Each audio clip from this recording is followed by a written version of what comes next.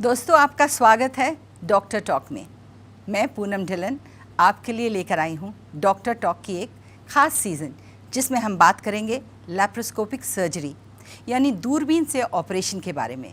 आज के बदलते समय में जहां टेक्नोलॉजी ने हमारे आसपास सब कुछ बदल दिया है, वहीं चिकित्सा के क्षेत्र में ऑपरेशन पद्धति में भी टेक्नोलॉजी के आगमन से क्रांतिकारी परिवर्तन हुए हैं। ऐसा ही एक परिवर्तन है लेप्रोस्कोपी या की होल या दूरबीन से सर्जरी। 1901 में ड्रेसडन, जर्मनी के जॉर्ज किलिंग ने कुत्तों में पहली बार लेप्रोस्कोपिक प्रक्रिया की और 1910 में स्वीडन के हंस क्रिश्चियन जैकोबियस ने मनुष्यों में पहला लेप्रोस्कोपिक ऑपरेशन किया। इसके बाद इस प्रक्रिया को आगे बढ़ाने का काम तेजी से चलने लगा। सन 1990 के बाद से ये तकनीक मरीजों के लिए वरदान साबित हो रही है एवं समय समय पर इसमें बड़े बदलाव भी आ रहे हैं, जैसे हाई डेफिनेशन रोबोट द्वारा सर्जरी, सिंगल पोर्ट यानी केवल 3 सेंटीमीटर के नाभि पर एक चीरे से सर्जरी, जटिल ऑपरेशन के साधन, 3D तकनीक, जिससे इस तकनीक का इस्तेमाल मरीजों के लिए बहुत लाभदायक साबित हो रहा है। और दूरबीन की सर्जरी के बारे में बात करने के लिए हमारे साथ हैं देश के जाने माने laparoscopic surgeon doctor R.K. Mishra, world laparoscopy hospital Gurgaon से। Doctor R.K. मिश्रा लेप्रोस्कोपिक और रोबोट सर्जरी के सबसे अनुभवी प्रोफेसर हैं, जिन्होंने पिछले 17 सालों में 108 से ज्यादा देशों से 7000 से अधिक सर्जन और स्त्री रोग विशेषज्ञों को प्रशिक्षित किया है। उनके पास लेप्रोस्कोपिक और द विंची रोबोटिक सर्जरी के शिक्षण का विशाल अनुभव है। वो TGO यूनिवर्सिटी में मिनिमल एक्सेस सर्जरी के प्रोफेसर हैं और यूनिवर्सिटी कार्यक्रम शुरू करने के अपने प्रयास को 9 वेल्स हॉस्पिटल और मेडिकल स्कूल UK में सर एल्फ्रेड कुशियर के साथ शुरू किया गया था। डॉक्टर मिश्रा ने स्ट्रासबर्ग, फ्रांस के विश्वविद्यालय से लेप्रोस्कोपिक सर्जरी में अपना डिप्लोमा और यूनाइटेड किंगडम से मिनिमल एक्सेस सर्जरी यानी MMA में मास्टर डिग्री ली है। यूनाइटेड किंगडम में अपने काम के दौरान डॉक्टर मिश्रा ने लेप्रोस्कोपिक सर्जरी के कार्य प्रदर्शन में सुधार के लिए optimum shadow casting illumination technique की खोज की है और उनका शोध अब 11 लेप्रोस्कोपिक उपकरण कंपनियों द्वारा आदर्श छाया कास्टिंग टेलीस्कोप बनाने के लिए उपयोग किया जाता है।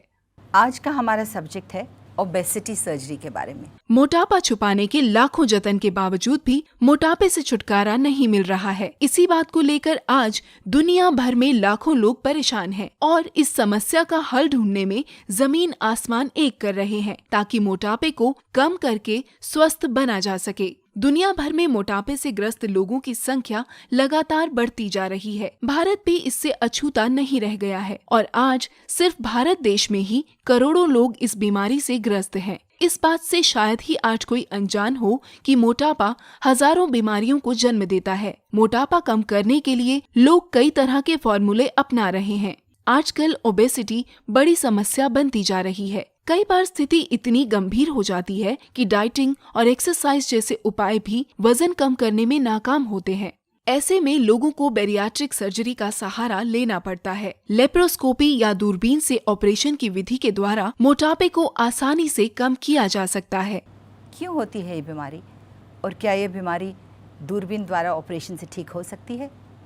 ऐसे ही कई सवालों का जवाब डॉक्टर मिश्रा आज हमें देंगे। डॉक्टर साहब, आपका स्वागत है। डॉक्टर मिश्रा से मैं सवाल करना चाहूँगी ओबेसिटी सर्जरी के बारे में, मोटापे का ऑपरेशन। डॉक्टर साहब, ये बताइए मुझे कि मोटापे से क्या लैप्रोस्कोपिक तरीके से कोई रिलीफ मिल सकता है?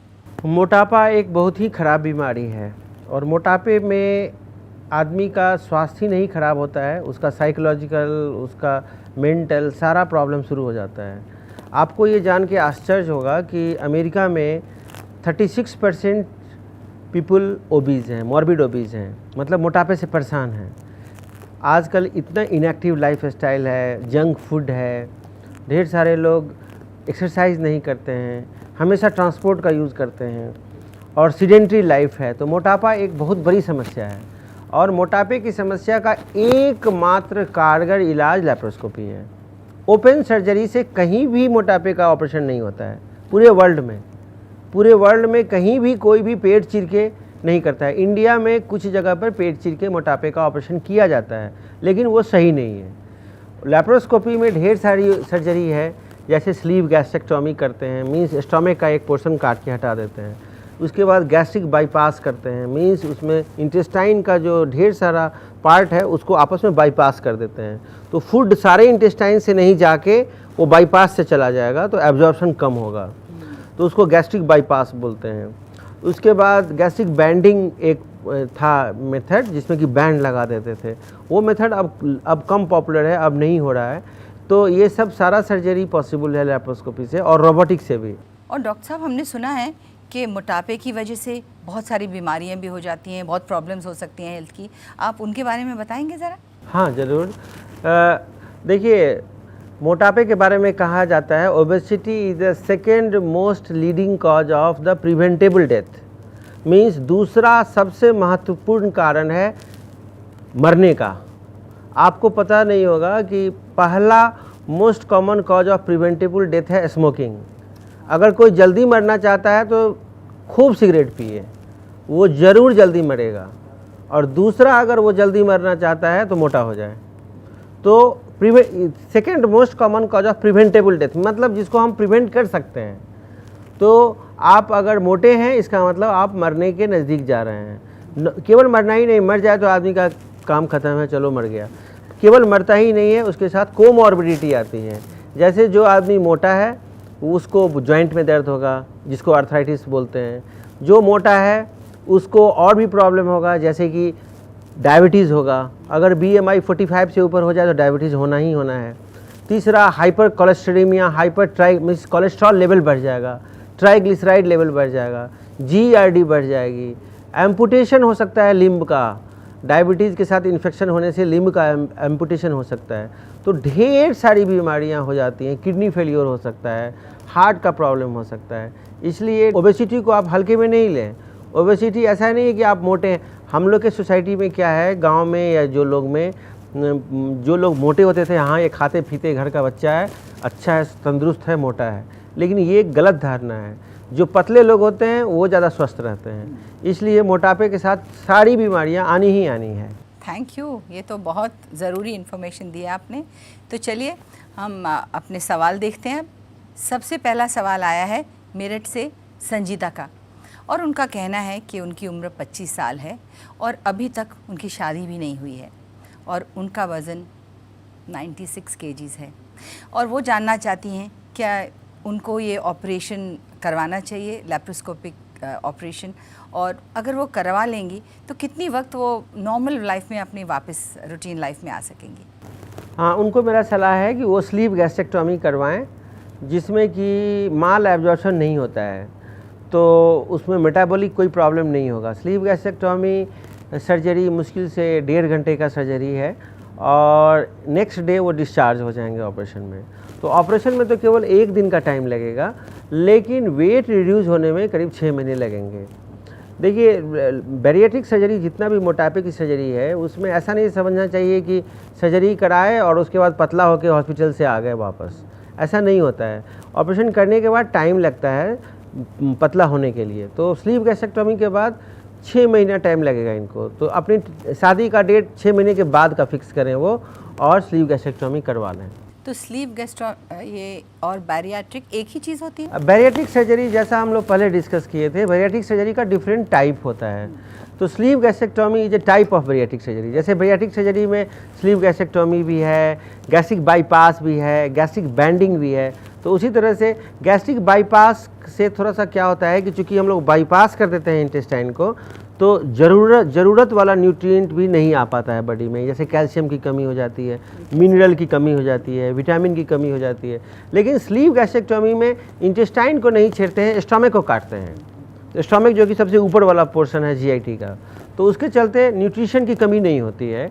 और यंग वोमेन में, खासकर इंडियन कंडीशन में जहाँ की हेल्थ अवेयरनेस कम है इंडियन कंडीशन में, और हम लोग हमेशा ही डाइट को मेजर करके, कैलोरी मेजर करके, न्यूट्रिशन मेजर करके नहीं खाते हैं, वैसे लोगों को स्लीव गैस्ट्रेक्टोमी ही करवाना चाहिए। इसीलिए मैं ये बता रहा हूँ उनको। डॉक्टर साहब, अब हमारा दूसरा सवाल हमें मेल आया है नोएडा से। ये माधुरी गुप्ता का मेल है। वो अपने माँ के बारे में एक सवाल पूछना चाहती हैं। उनकी माँ की उम्र 65 साल है और उनका वज़न 110 किलो है। वो जानना चाहते हैं कि उनकी सर्जरी हो सकती है क्योंकि उन्हें डायबिटीज़ और ब्लड प्रेशर भी है, और ये सब समस्याओं के साथ वो दूरबीन से ऑपरेशन करवा सकती हैं क्या? जनरली बैरिएट्रिक सर्जरी 18 साल से कम और 60 साल से ज़्यादा के लोगों में नहीं करना चाहिए, क्योंकि 18 साल से कम लोगों का जैसे 12 साल 13 साल में शरीर बढ़ता रहता है, विकास होता रहता है, तो उस समय अगर हम बैरिएट्रिक करेंगे तो बढ़ते हुए बच्चों को न्यूट्रिशन नहीं मिलेगा, जैसे कैल्शियम की कमी हो जाएगी, विटामिन की कमी हो जाएगी, तो उनका ग्रोथ रिटार्डेशन हो सकता है।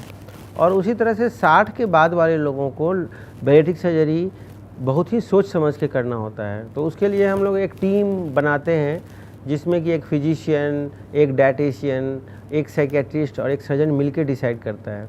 और अगर पेशेंट एकदम फिट है तो ठीक है, लेकिन जैसे ये बता रही हैं कि इनको डायबिटीज़ है और इनकी माँ को, और 65 है एज, तो कार्डियक इवैल्यूएशन करना पड़ेगा, स्ट्रेस इको करना पड़ेगा, क्योंकि सर्जरी थोड़ा सा मेजर सर्जरी में आता है, और अगर कार्डियक स्टेटस सही नहीं है तो ऑपरेशन के समय खतरा हो सकता है। इसलिए मैं सलाह दूंगा कि ये अपनी माँ का कोई दूसरी पद्धति से, जैसे एक्सरसाइज से, डाइटिंग से, योगा से, इससे अपना वेट कम करें, क्योंकि 65 के बाद थोड़ा सा खतरनाक है सर्जरी। दोस्तों, आज हमने डॉक्टर मिश्रा से ढेर सारी जानकारी ली, और हमारी पूरी कोशिश रहेगी कि आपकी बात हम डॉक्टर मिश्रा तक पहुंचाएं। आपको घबराने की कोई ज़रूरत नहीं है। दूरबीन से ऑपरेशन यानी लैप्रोस्कोपिक सर्जरी के बारे में आपका कोई भी सवाल हो तो आप हमें कभी भी कॉल कर सकते हैं यहाँ नीचे लिखे हुए नंबरों पर। हम पूरी कोशिश करेंगे कि आपकी समस्याओं का समाधान हो। डॉक्टर टॉक में हम फिर से मिलेंगे नए सब्जेक्ट्स को लेकर। तब तक के लिए नमस्कार। नमस्कार।